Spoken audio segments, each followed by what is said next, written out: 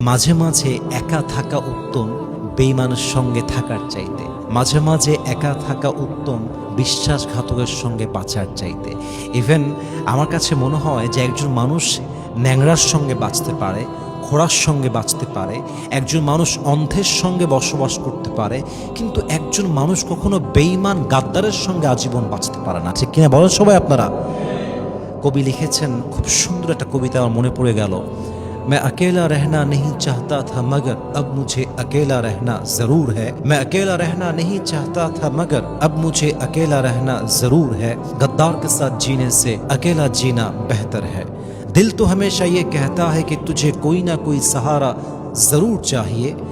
दिल तो हमेशा ये कहता है कि तुझे कोई ना कोई सहारा ज़रूर चाहिए। फिर मैं अपने आप से पूछता हूँ कि तुझे धोखा दोबारा क्यों चाहिए। What an amazing words it is.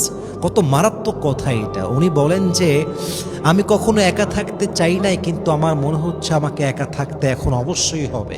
কারণ আমার মন তো মাঝে মাঝে আমাকে বলে তোর তো একজন সঙ্গীর দরকার, একজন পার্টনার দরকার।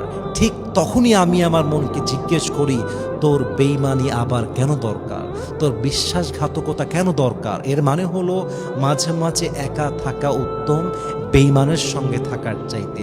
মাঝে মাঝে একা একা থেকে আল্লাহর সঙ্গে সম্পর্ক গড়া উত্তম গাদ্দারের সঙ্গে বাঁচার চাইতে। ঠিক কিনা বলেন আপনারা? একা একা যখন লাইফে থাকবেন না, একটা জিনিস ভুলবেন না, সেটা হচ্ছে আল্লাহর কাছে দোয়া করা ভুলবেন না। আল্লাহকে বলবেন, আল্লাহ তুমি তো জানো আমি কত একা, আল্লাহ তুমি তো জানো যে আমার এই পৃথিবীতে তুমি ছাড়া আর কেউ নাই।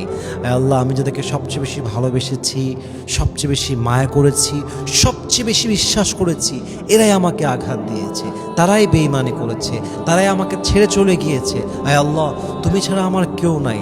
আল্লাহ তুমি আমাকে দয়া করো। আল্লাহ তুমি আমার একাকিত্বের জীবনটাকে যেন আমি এনজয় করতে পারি সেই তৌফিক আমাকে দান করো। আল্লাহ তুমি আমাকে তোমার কাছের বান্দা হিসেবে কবুল করো। আল্লাহ তুমি আমার জীবনের প্রত্যেকটা কষ্টকে হালকা করে দাও।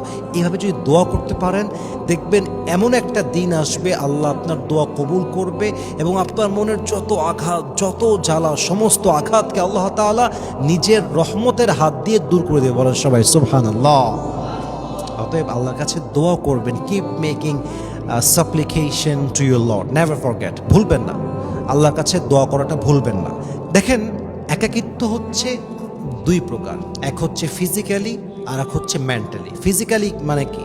সমাজ একদিকে, কিন্তু আপনি আপনার রুমে একা আছেন, এটা হচ্ছে শারীরিকভাবে একা হওয়া। আরটা হচ্ছে মেন্টালি একা হওয়া। যেমন আপনি বাজারে ঘুরতেছেন, তবুও আপনার মনে হচ্ছে আপনার কেউ নাই। কারণ কি? হাজার মানুষের ভিড়ও আপনার আপন মানুষ কেউ নাই। কথা কি বোঝা যায় নাকি যায় না? ফিজিক্যালি একা মানে আমি আমার রুমে একা আছি, আসলে কেউ নাই। আর মেন্টালি একা মানে হচ্ছে আশেপাশে অনেক লোক আমার আছে, কিন্তু আমার মনে আমার কেউ নেই, আমার সঙ্গে আমার আপন কেউ নেই। আপনি যদি মেন্টালি আল্লাহর সঙ্গে কানেক্ট হতে পারেন যে ইয়েস আল্লাহ আমার সাথে আছে, লা তাহজান ইন্নাল্লাহা মা'ানা, রাসূল বলেছিলেন never lose hope, Allah is with us. Tension করো না, চিন্তা করো না, আল্লাহ আমাদের সঙ্গে আছেন এবং আল্লাহ নিজেই বলেছেন ওয়া হুয়া মা'আকুম আইনামা কুনতুম, wherever you are Allah will be there for you। তুমি যেখানেই থাকো না কেন, আমি আল্লাহ তোমার সঙ্গে আছি। তো যখন আপনি মেন্টালি আল্লাহর সঙ্গে কানেক্ট হবেন, কেউ নাই, আল্লাহ আছে। কোনো বন্ধু নেই, আল্লাহ আছে। কেউ আমাকে বোঝে না, আল্লাহ আছে। আমি বড্ড একা, আমার আল্লাহ আছে। আমার অনেক কষ্ট, আমার আল্লাহ আছে। মানুষ আমাকে ছেড়ে চলে গেছে, আমার আল্লাহ আছে। মানুষ আমাকে আঘাত দিয়েছে, আমার আল্লাহ আছে। মানুষ আমার সঙ্গে বেঈমানি করেছে, আমার আল্লাহ আছে। আল্লাহ আল্লাহ আল্লাহ তুমি আমার সঙ্গে আছো, আর কেউ নাই।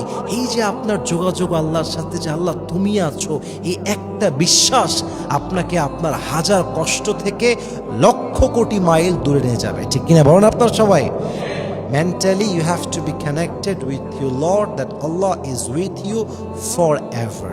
আল্লাহ আপনার সঙ্গে আছে, এই বিশ্বাস ডেভেলপ করবেন যত, একাকিত্বের লাইফটাকে এনজয় করবেন তত। বলেন ইনশাআল্লাহ।